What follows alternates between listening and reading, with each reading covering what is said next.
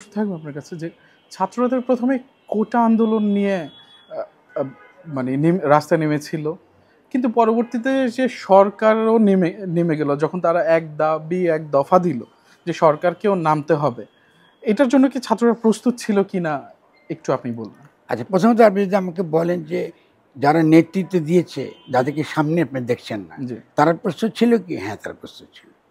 মানে তার আগে থেকেই জানতো যে ডেফিনেটলি তারা যেটা ঘটবে। কেন ঘটবে আমি বলি, আমি বুঝছি না বলে আমি বুঝতে পারবেন না। জি, প্রথমত এই বিপ্লবটা যে কোনো জায়গা থেকে হতে পারত। শ্রমিক আন্দোলন হতে পারত, বিএনপির যে আন্দোলন, বিএনপির নেতৃত্ব হতে পারত, বা অন্য যে কোনো জায়গায় কেউ যদি এটাকে জনগণের স্তরে নিতে পারত, জি, এটা হতে পারত। ছাত্রদের পক্ষে এটা সহজ হয়েছে। দুটো, ছাত্রদের খুব সহজে এক জায়গায় পাওয়া যায়, এবং এদেরকে বলা হয়, লেনিনের ভাষায় বলা হয় সংবেদনশীল বুদ্ধিজীবী। কথা খেয়াল করবেন, কি বললো? সংবেদনশীল বুদ্ধিজীবী। জি, মানে সমাজের সংকটটা তাড়াতাড়ি আগে বোঝে। তো ফলে তারা কোটা বিরোধী আন্দোলন শুরু করেছে বটে, কিন্তু তার আগেও তো কোটা বিরোধী আন্দোলন হয়েছে। জি, এটা তো নতুন না, হয়েছে না এর আগে? জি, সেটা একটা পর্যায়ে গিয়ে শেষ হয়ে তারও একটা অবদান আছে বিপ্লবে।